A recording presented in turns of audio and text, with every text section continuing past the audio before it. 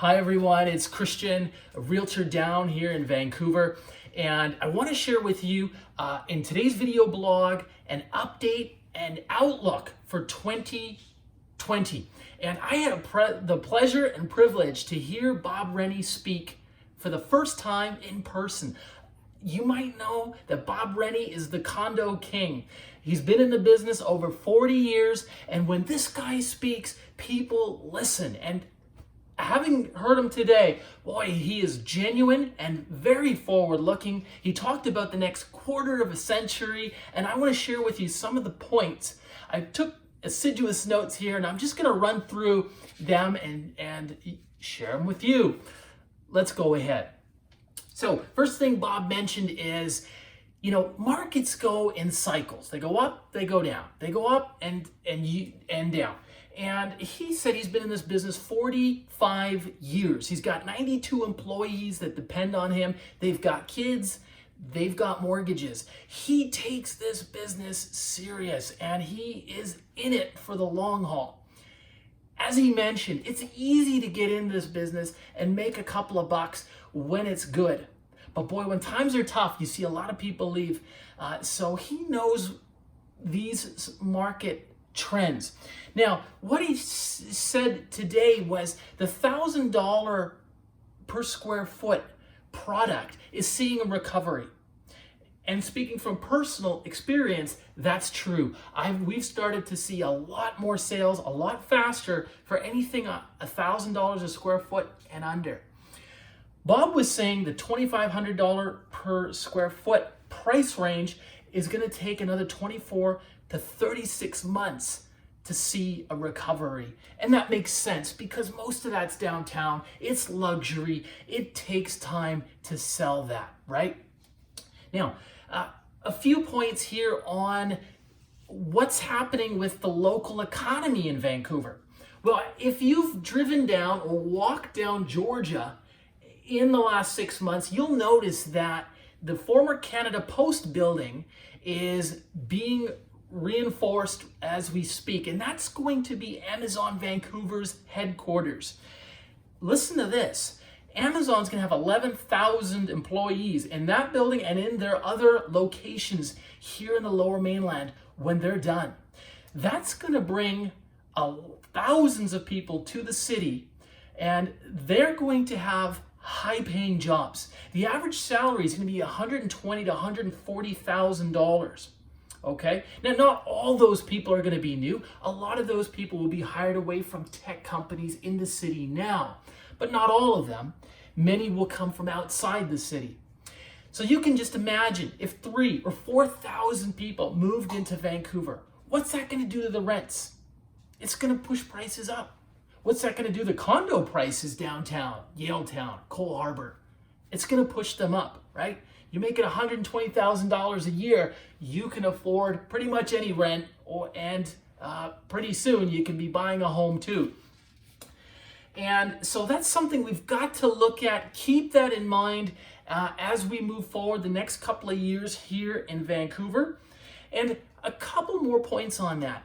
Right now, the average tech worker in Vancouver makes maybe $55,000 to $70,000 a year. And I do think that was correct because I remember my former roommate about 6-7 years ago was making exactly in between that range. So that is the standard. And Bob was saying we're going to see pressure upward on wages in the tech sector in Vancouver. So again, that could translate into higher rents and higher condo prices as well, with more buyers here in the city. Now, on that point, we're also seeing companies like Microsoft and Amazon establish more of a presence in Vancouver because these companies are having a harder time getting good tech workers into the United States because of Trump. And so that's actually an advantage that we have right now here in Canada because of it. Now, moving along, what I want to do is just now talk to you about a few other points. Now, what's the best way to address these issues with a growing population, with more workers moving to the city, of course it's densification. But as Bob was saying, densification is a toxic issue with a lot of the mayors and the city councils in the municipalities in the Lower Mainland. They don't want to address it, right? We see here in Vancouver how long it takes a developer to get a project approved and built. I'll tell you a quick anecdote. I was talking to one of the VPs of sales for one of the big developers locally, and he told me a fascinating little tidbit. He said, Christian, do you know, it took America less time to put a man on the moon than it takes for us to get a tower approved and built in the city of Vancouver? You know, when he said that, that blew me away, but it hit the message home. It takes too long. And when you have, and the latest business journals say about 35 to 40,000 people moving to the region every year, well, where are they going to live? And if there's not enough homes to rent or purchase, guess what? It puts pressure upwards, right? It's just supply and demand. So a few other things here. In terms of the value and the money and equity that we see in the Lower Mainland, two numbers here. Bob was saying for the age bracket 55 and older living in the Lower Mainland, they are sitting on $193 billion of equity here. Of that, 75-year-olds and older have $73 billion in equity in clear title housing, okay? And that's a lot. So what does it mean? What that means is we're going to see a lot of baby boomers downsizing. And sure, maybe they could have sold their house 3 years ago for 4.2, and now they can only sell it for 3.5. Even then, they'll downsize into a condo and most likely share the remainder with their grandkids or their children as a down payment. You know, maybe one receives $200,000, the other gets $200,000. Very, very likely that we'll see that. Again, that'll introduce more buyers into the condo market. So watch for this. Now, let's move along. Population growth was another thing that Bob and his team talked about today. And this is one I've been following very closely when I look at the Census Canada. And you can just do this. You just go online, Google Census Canada, and it'll tell you how many people are moving into the country every year. And why is that important? Well, because it tells you how many people are moving in. Remember, where people go, prices grow. It's that simple. So, and the opposite is also true. So now we know that quite a few people are moving to Vancouver. The number given out today was 14% of all newcomers to Canada are coming into the Lower Mainland. So if we do some easy math, we had 350,000 immigrants last year. 14% would equal 42,000. That's how many are moving into the Lower Mainland. That's a lot of population growth. And just, keep that, as I said before, see how these trends continue.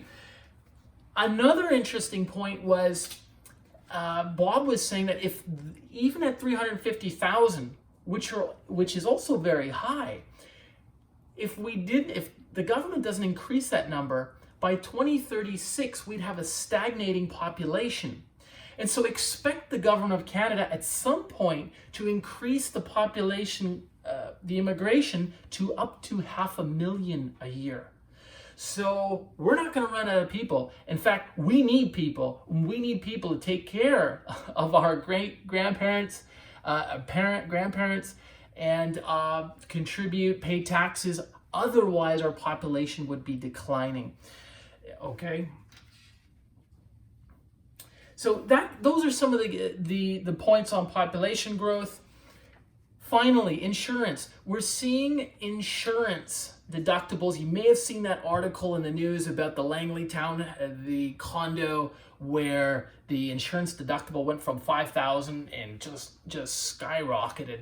A couple articles online about insurance deductibles going up by hundreds of percent. I know the building I own in downtown that our monthly strata fee went up $40. And two factors are: one, the insurance for the whole building is going up, and second, natural gas prices have increased as well.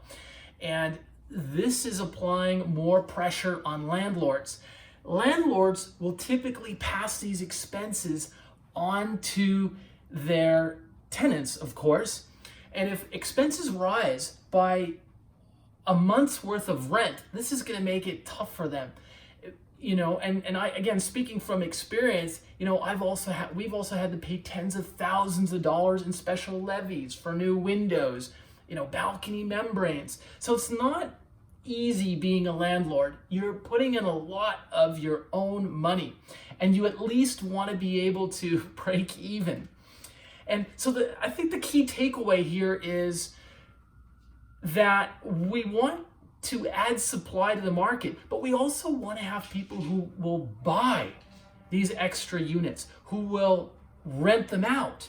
And if we can't if we make it so hard on landlords and on foreign buyers and investors, etc., that's not going to help our local market. It's just going to restrict the supply, and we really need to think about doing the opposite. And so what we're going to do, and finally, just on that point, remember that the BC NDP passed a law that restricted the landlord's ability to raise the rent, and they restricted it to inflation. It sounds very nice, and we get it. It's to try to help the tenants and give them a break. But at the same time, keep in mind, if it's costing the landlord an extra $2,000 or $3,000, at some point, you're going to see them not buy and rent in the Lower Mainland, and we do need them to do that. So we do have, some people have a place to rent, right? Those are some of the topics I wanted to share with you today. Very interesting talk. I hope you got this message has been of value to you. Feel free to share it with a friend or leave a comment below. At the very least, click the subscribe button, and we'll see you next time. Thank you.